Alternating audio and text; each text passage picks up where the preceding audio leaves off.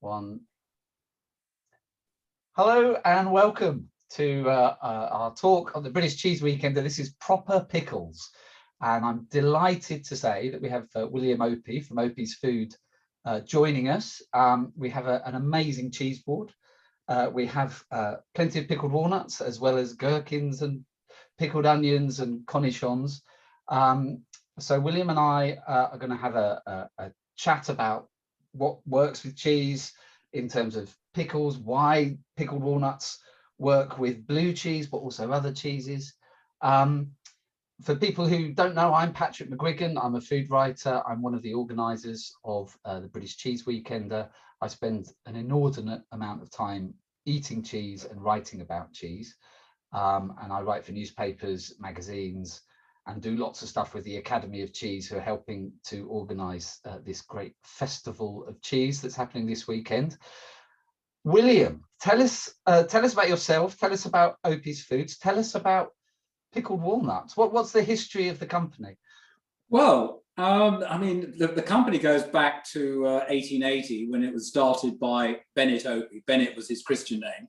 And he started it off with £5, came on a train, started selling British or English Cornish eggs into London, made quite a successful business in the provision trade, which was eggs and then Cornish bacon. But because we were doing a lot of fruits and different things from importing fruits, that grew as the business grew into the bakery trade. We then started doing in the 20s and early 30s, we started doing cherries from Kent. And this was really making actually glacé cherries for the bakery trade. And my grandfather, who was also William Opie, wanted to make the first British glacé cherry. So he made that, quite successful, bought a factory in Kent, which is where we're located near Sittingbourne, because the local cherries grew there. So he was using local fruit, manufacturing glacé cherries, and then the cocktail boom started. So he started making cocktail cherries. So this is in the sort of 1930s, are we talking? This is in the 1930s, when there was a real boom in the glamorous 30s. Little jars. Yeah, he cottoned on to that. But one of the things that comes, of course, about when you're doing items for the bars and for drinks is the onions, the gherkins, and the pickles that also go into martinis and different products, and olives and everything else. So as the business grew in the sort of 40s and 50s, we started packing quite a lot of olives, little baby onions, the small gherkins that we've got here, the cornichons that we're using today. And eventually then the pickle side of the business grew. It's now completely outgrown the cherry side of the business, if you like. So that we're now more known for sort of some of the speciality pickles we do, and some of the other products like stem ginger we pack a lot of, which led us then eventually to grow that range. And the pickled walnut story is one that goes back sort of 40 plus years. We had a customer ask us to do pickled walnuts because his existing supplier had gone bankrupt. And we found that where we were buying cherries, particularly cherries then coming from Italy, they had walnut trees dividing the orchards. So we used to purchase the walnuts from Italy, because at that time it was quite difficult. There were very few walnut orchards that were really productive in the United Kingdom as such. And I mean, the recipe for pickled walnuts, where did that come from? I mean, do we have a long tradition of pickling walnuts in this country? Well, it actually goes back to Victorian times, and we actually then did a lot of research on very old recipes, and then found a recipe which we modified slightly to suit our sort of production, to actually start the process. It's a very difficult product to make. It's a bit like it's a challenge, because the issue with walnuts is you're trying to persuade people, particularly when you're talking about suppliers and growers, to pick the walnut at the right time when it's green on the tree before the shell starts to fall. Now, if you're talking to nut growers, they only want to think about nuts. They say, come on, you must be mad. What are you doing? But we're trying to get it before the shell ever starts. So the good thing for the grower is that it gives him an earlier cash crop, which is great. So he's therefore able to pick walnuts from the lower branches because he has to do it by hand.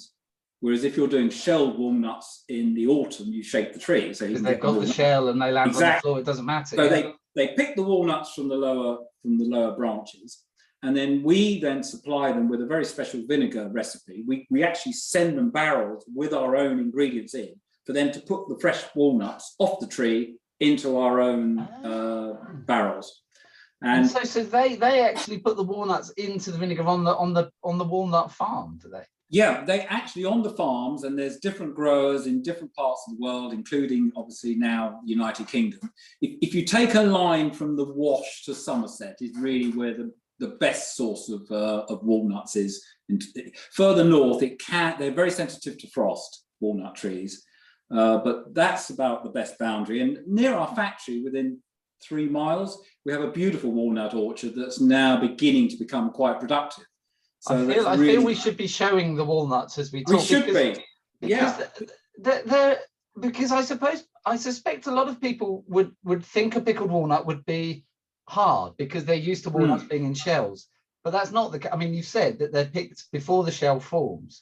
Yeah, so when they're soft, aren't they? You'll have the whole husk with a walnut inside, all soft. So that if you cut a walnut on a tree in June, it'll be soft right the way through. Here we go. I'm going to hold mine up for the viewers. Here's a pickled walnut. Yeah. So the walnut is everything is soft to texture. It's not that the processing makes it soft. It is soft to begin with. Yeah.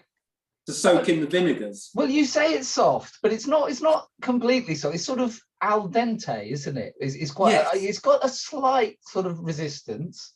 But it reminded me of pasta when you just caught the moment, where it's soft, but still has a little bit of bite to it. It has, and it can be sliced, it can be served in different ways. But the processing is quite a task because pickled walnuts are actually all packed by hand. You cannot do it another way. There's no machine that'll do it. So it's very labor intensive. Into the jars, you mean? Into the jars. The ends of the walnuts are trimmed so that the vinegar, the special malt vinegar recipe and spices can soak into it.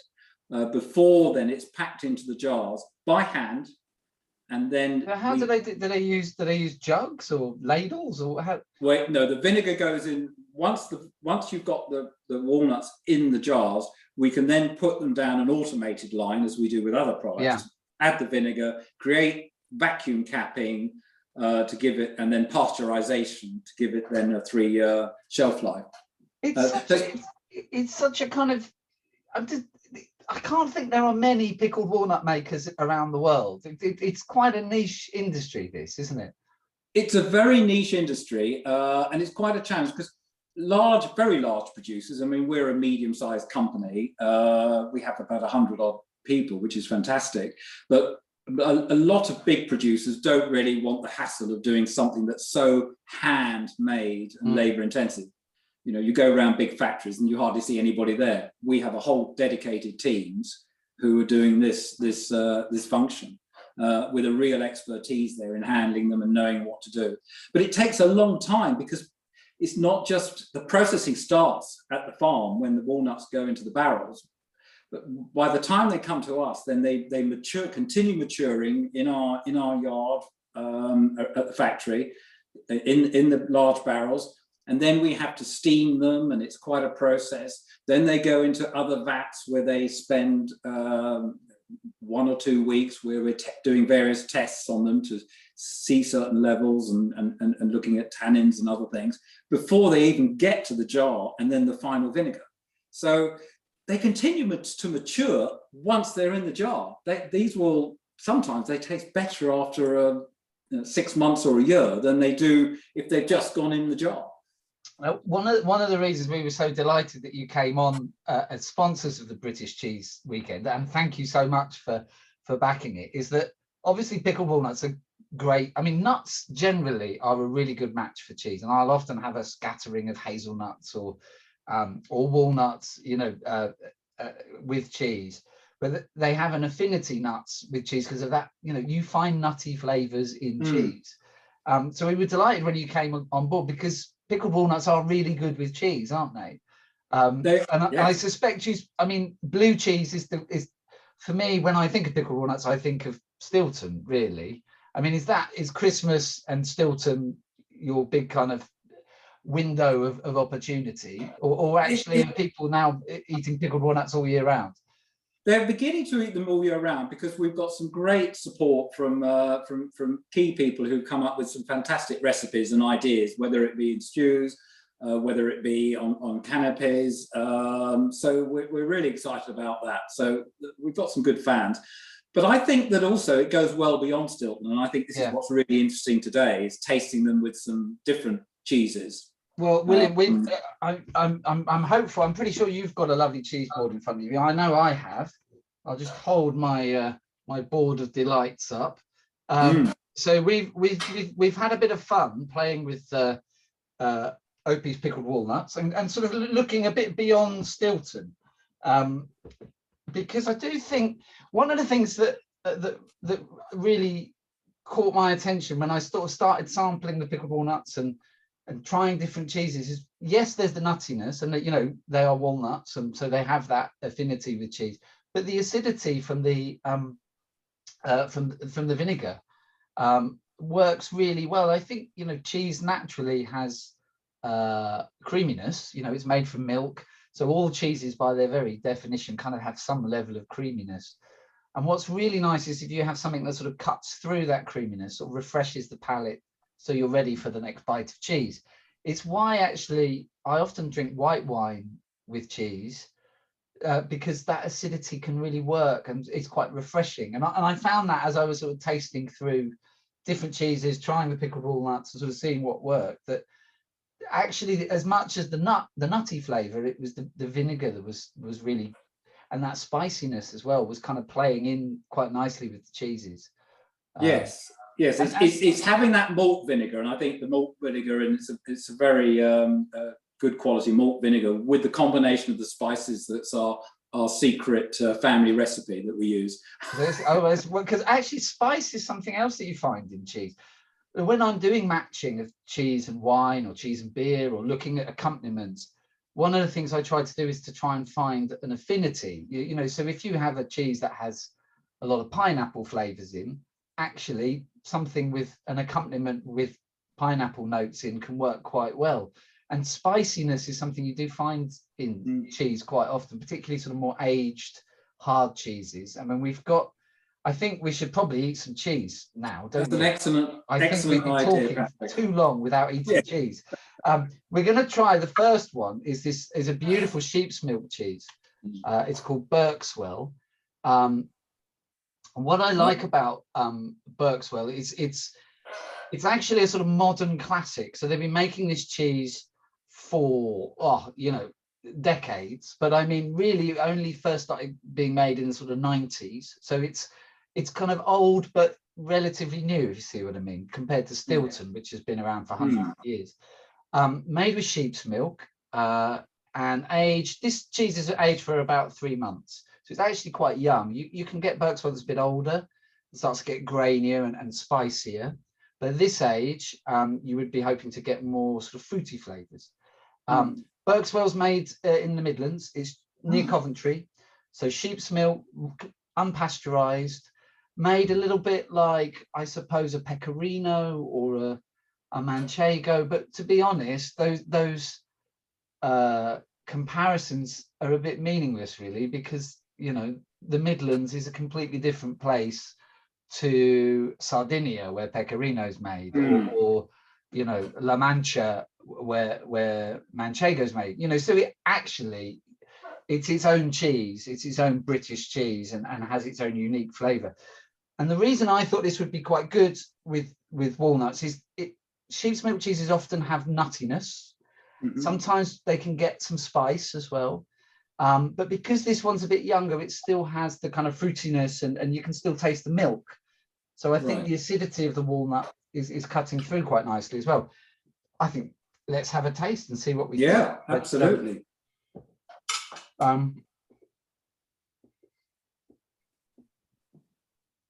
There's a sort of sharpness to the cheese as well. there is some acidity in the cheese.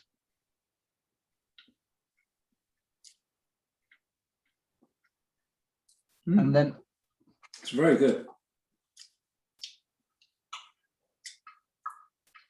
You see, for me, I think what's interesting about that is when I tasted the cheese to begin with, I was getting quite a lot of fruitiness and acidity.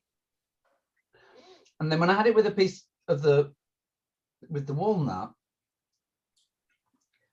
I actually got more nutty flavors from the cheese, which is quite interesting.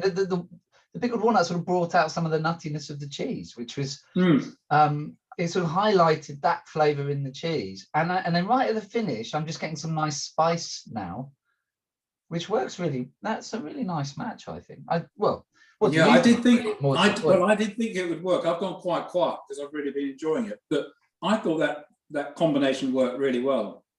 That's a delicious cheese. I mean, it's something that I would look out for. And I think I agree that combination. And I think if you have it sliced and then you can slice the walnut and then put it on top, you would actually have a really nice. Oh, I like that. I'm going to give that combination. Try so that. You can take actually put the walnut on the cheese, is what you're saying. On the cheese on top. So slice a ring of walnut, as I've just done here, Patrick. You see there. You can slice. Beautiful. Look, you're better than me. I've done a bit of a kind of half a slice. That's my poor knife skills. But if I can't do this after all the years I've been in, 45 years of being in a business. But that's a little canapé moment, isn't it? It is absolutely. Serve that at a party, people will be very impressed. Yeah, makes a beautiful canapé. So the combination. What's also good about that, what I also like is excuse me, I'm talking my mouth full. Is the contrast in textures, because the cheese is hard and the walnuts are soft, and that works quite nicely together. It does in your mouth. It actually is a nice sort of interplay between the two. Yeah, I don't know if you know one of the this is a cheese. People always ask me, not when do you eat the rind and when don't you? Well, Berkswell's one of the cheeses you don't eat the rind. It actually has you can't really see it, but it has a kind of breathable sort of material on the outside of the rind, which actually when you chew on it's not very nice. But what you get are these beautiful molds going, and you've got this incredible red molds going on the outside. It's so pretty. I've got the same on, the same here. It's so gorgeous, isn't it? And I know you sometimes get some yellow molds as well. There's a yellow mold called Chrysosporium. Getting a bit nerdy now, but sometimes they form. But it's very firm. I mean, you probably wouldn't eat it because it does. No. It is quite a hard.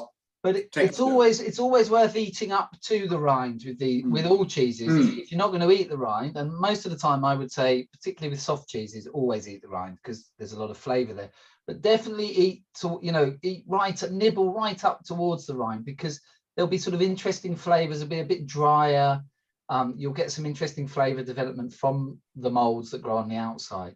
So, you'll get, the heart of the cheese will taste slightly different to how it tastes at the edge. So it's always worth investigating the rind, whether you're going to eat it or not, but, get as close as you can to it. What I like about pickled walnuts as well is that the whole point of the British Cheese Weekender is that it's about celebrating British cheeses. And we've had this kind of amazing renaissance with new producers. In some ways, Berkswell are sort of, they're quite mature, really, in a way, for a British cheesemaker. We've had all these sort of cool new cheesemakers setting up. There's over 200 artisan cheesemakers in this country now. But we also have really traditional cheesemakers like Stilton producers and cheddar makers and Cheshire makers that are still sort of managed to hold on, family businesses like yourselves that are several generations old. So it just felt like a really nice, a very traditional British accompaniment with British cheeses felt right for this festival. It's quite exciting, really. I think it is, and I think it is a British thing, and I think one of the things that really excites me about doing pickled walnuts is actually, if you see walnut orchards, they are the king of orchards. A grove or an orchard of walnut trees is the most stunning thing to see. the shape of the trees are just beautiful. Are they big? And Do they get big, or they keep them small? They do get very large. And a lot of people can buy walnut trees now, grafted walnut trees from stock. And because you could argue it is a benefit of the climate change slightly, but you're getting more and more walnuts coming from the trees that now are growing in the southeast of England. But it's a slow process. It takes 10 to 12 years before you'll start getting walnuts. Wow. Okay. It's a long time. So that's a big investment, isn't it? A lot of farmers that we know who do this are doing it for their children and grandchildren, really. At the end of the day, that's how long it's going to take. But the other advantage of walnuts and picking the walnuts green when they're on the tree early is you beat the squirrels. And that's the worst enemy for a lot of walnut growers, is at the end of the day, and we have a lot of squirrels, a lot of grey squirrels around in the southeast of England, they just really go for them. They love having the walnuts. So it is an advantage of picking them green, is that you kind of, hold on a minute, you've beaten them to it. You get in there before the squirrels do. Oh, I love that. That's brilliant. So when a squirrel comes to a walnut tree, that you hang on, where's my dinner gone? Brilliant. Yeah, somebody's been there before, and hopefully it's Opies. Let's I tell you, just before we move on from the Berkswell, I did try it earlier with one of your pickled onions as well. You've got these lovely sort of spicy bird's eye chili pickled onions. Your pickled onions are brilliant with cheddar. That's an absolutely classic match. Yes. A piece of cloth bound traditional cheddar with a pickled onion is a thing of beauty. But I think it's a similar kind of thing with the Berkswell. I thought it worked quite nicely. But those bird's eye chilies, that's in with the vinegar, I take it. Yeah. Yes, we've got some sort of real bird's eye chilies inside the jar, just to sort of add that somewhat of a kick. It just gives that really nice flavour, and it does work very well with a number of different. The trouble is, if we eat it now, it's going to destroy us for the next tasting. So I'll save it for later. But they are. But I think that was a nice match. I'll tell you what we'll move on to now. We've got a washed rind cheese and we've got a blue cheese, and you can sort of take your pick how you generally with cheese tasting, you go from mild to strong. So I think we're going to go for the blue next because I think the washed rind cheese is quite powerful. Okay. So I think there is an affinity with blue cheese with pickled walnuts, but we wanted to get away. Let's try some other blue cheeses because there's. Stilton is one of our great cheeses, and I love it dearly. But we have some quite interesting sort of more modern. I suppose they take their inspiration more from European cheesemakers. So there's a whole kind of new wave of sort of softer, more mellow blue cheeses that are made in this country, which I suppose are taking more inspiration from Europe. This one is called Burt's Blue, and it's made in Cheshire. I'll hold up a piece so we can. It's got sort of lovely, rather than veining, it's got sort of pockets of blue, and it's quite soft. It's sort of. I think if you left this a bit longer, it would get softer. This one's more sort of springy, I would say. It's made up in Cheshire by a woman called Claire Burt, who used to work in the dairy industry. I think sort of on a larger scale dairy industry, but then decided to set up. I think she started making cheese on her kitchen table to begin with, and is now, making on a commercial level, but tiny production compared to, in this country, you have sort of the big block cheddar makers and quite industrial cheese makers. She's a tiny artisan operation, and her blue cheese is interesting because it, on the outside of the cheese, it's probably easier to see if I hold up a big piece, you actually get sort of blue molds growing on the outside, the Penicillium Roqueforti, which is the blue mold that gives you the blue veins in blue cheese. But it sort of grows on the outside as well, along with other molds, the kind of white molds that you might find on a brie. And what they do is sort of break the cheese down from the outside in. So it will get a bit softer under the rind, and then you've got the blue mold inside, which will kind of be introducing lots of interesting flavors and textures. I've made the schoolboy error of not taking my cheese out of the fridge an hour before I eat it. So mine's still a little bit cold, but you can sort of see it's starting to break down, get a bit softer under the rind. So this is a sort of, a more modern sort of British blue, which tend to be sort of creamier, perhaps not as spicy and intense as a Roquefort or a Stilton. And I suppose owe more to cheeses like Gorgonzola or Forme d'Ambert, which is a French cheese from the Auvergne.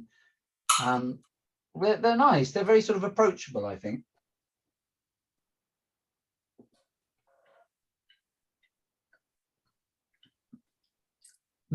That's a good cheese.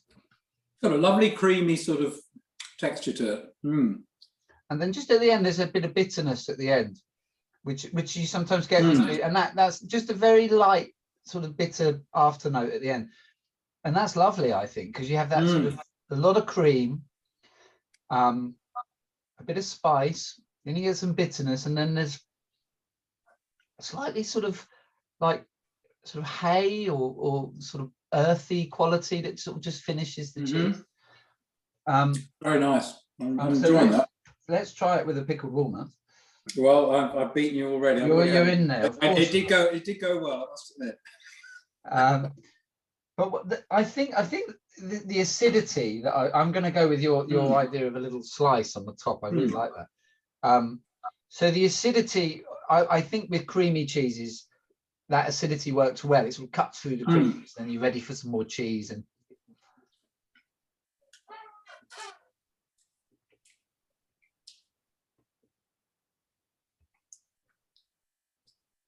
that's good. Almost makes the cheese a bit fruitier somehow. Yes, I suppose you'd expect that to work with a nice cheese like that. But yeah, it does work well. But I love the texture of the cheese. I love that creaminess to it, and I like the appearance of it. Looks very artisan, which it is. But yeah, they're great. You can just pop one of these on buy one of these, put it on a cheese board, and let everyone help themselves, and there'll be none left at the end of your dinner party, basically. Yeah, mine was out of the fridge for a couple of hours, so it's sort of got a nice softer texture to it. Broken down. Yeah, they will get quite good. It will get quite gooey, the longer you leave it. What I find it quite interesting with these pairings is that the pickled walnuts is, if you try the pickled walnuts, they taste like that, and if you try the cheese, it tastes like that. But when you bring them together, it's sort of making the cheese taste like, bringing out flavors in the cheese that perhaps were in the background, but sort of bringing it. So I got a lot more fruitiness from the blue cheese there than with the pickled walnut than when I just tried it on its own. I wonder what cleanses the palate slightly, so you appreciate more the flavour of the cheese. It brings it out more, whether that's what's going on. No, that's good. I love and again, blue cheese, I was talking about sort of spiciness in cheese, and blue cheese will typically, from those blue molds, will often give you a bit of some pepperiness, and just sometimes it's almost like a sensation, like a sort of tingle on the tongue, which again ties in with the special spice blend, which you're not going to tell us what your secret recipe is, are you? Oh, no, if I told you, I'd have to kill you. Yeah, well, let's not go down that route. No. So William, you're actually which generation? Is it the fifth generation? Well, I'm the fourth generation. You're fourth. So I'm the chairman of the company, and then my nephew Chris Opies MD, and my son Anthony is in the business as well, in the buying department. So our fifth generation is nicely installed and doing a great job. I must admit, I take my hat off to anybody that's running a business in the current, or particularly in the last year, which has been quite a challenge. But they've done a really good job, and I suppose we're fortunate that we got quite a spread. We've done very successfully in the retail side of the business, across all our ranges, really. That's to be expected. But of course, our food service side and the restaurants who use things like pickles generally, or in big catering jars, that's been, of course, pretty much disastrous until literally the last couple of weeks when sales started to kick off again. Yeah, it's great. It's so good to see restaurants and pubs reopening. I mean, it's fantastic, and it's that whole supply chain right the way through that is affected. It's not just the pubs themselves as their suppliers, but it's us who supply the caterers who supply the pubs. Well, and the reason we set up the Cheese Weekender, myself and Tracy Colley from the Academy of Cheese, was in May last year. These small artisan cheesemakers, you know, up to 70%, 80% of their business was food service, was to restaurants and hotels and events and that kind of thing. And then overnight, they lost 75% of their business at a time when their maturing rooms were full of cheese. You know, because they were gearing up for Easter, which is a big time for cheese. So for the soft cheese makers, people like Burt, who makes Burt's Blue, where you've got a short shelf life product, you know, suddenly orders stopped. They were in real, you know, I mean, there was the potential for waste, but also just for businesses to go under was very strong a year ago. And that's one of the reasons we set up the British Cheese Weekender, was because it was really like a crisis, and we needed to let the public know, and we needed them to buy more artisan cheese, not just block cheddar, but, you know, soft stuff from small producers. And thankfully, God bless the great British public, they stepped up and have been very supportive of these sort of smaller producers, buying direct from them, you know, online, buying from cheese shops and delicatessens and so on, and supporting them that way. And so it's been a tough year for cheesemakers, but they've kind of got through it. So yeah, but you know, they're equally delighted that restaurants are opening, because it's such a big part of their business. Well, luckily there's some fantastic farm shops and coming up more and more, aren't there? They're doing such a great job at the moment. I mean, and so many lovely cheese shops, we come across them quite a bit, and they're doing a wonderful job. And cheese makers who are opening their own cheese shops. That's been an interesting thing over the past kind of year, is producers becoming retailers, you know. Let's move on. So this is a cheese that you would find on the menus of lots of top London restaurants. It's called Cera, so Cera. And it's it starts out life as another cheese called St. Jude, which is it's a cow's milk cheese. It's made in Suffolk by a fantastic cheesemaker called Julie Cheney. Her flagship cheese, or her first cheese with that company, was St. Jude, which is sort of white molds and sort of wrinkly rinded. It's a bit, it looks, I suppose it's a bit like a San Marcelin cheese. I don't know if you know that French cheese. I do know it down there. In the little dishes, or San Felicien. And then, so that's a great cheese. If you can find St. Jude, buy it, it's terrific. But what she's done as well is wash the cheese in brine.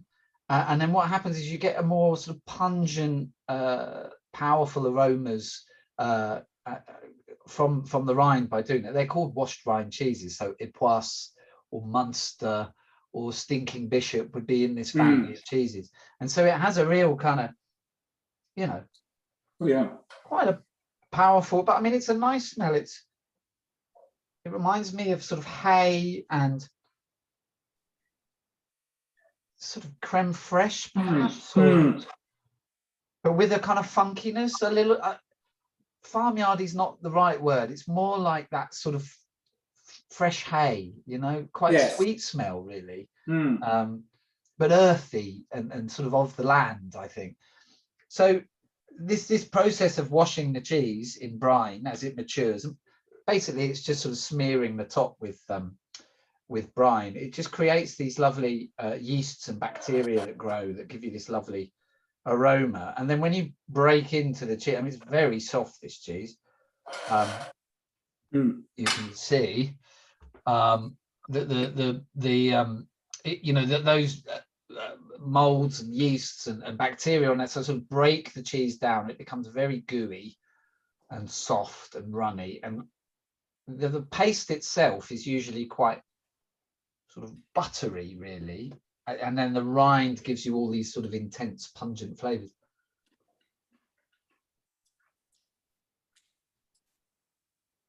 It's a So this is one that you'd eat the rind anyway, wouldn't you? Definitely, yeah. There's a lot of flavour in that rind. Well, let's try it. I mean, you've probably already beat me to No, it. I tried the cheese on its own just to really get the flavors coming Yeah. through. And I've now got a bit of rind ready, and I've got my pickled walnut ready. It's a very complex, intense cheese, that, and I think I'm gonna. I mean, it's a scooper. This is a scooping cheese, really, at this level of maturity. But then with a bit of pickled walnut, I think it's going to sort of just kind of give it a zap of acidity, which I think will be quite exciting.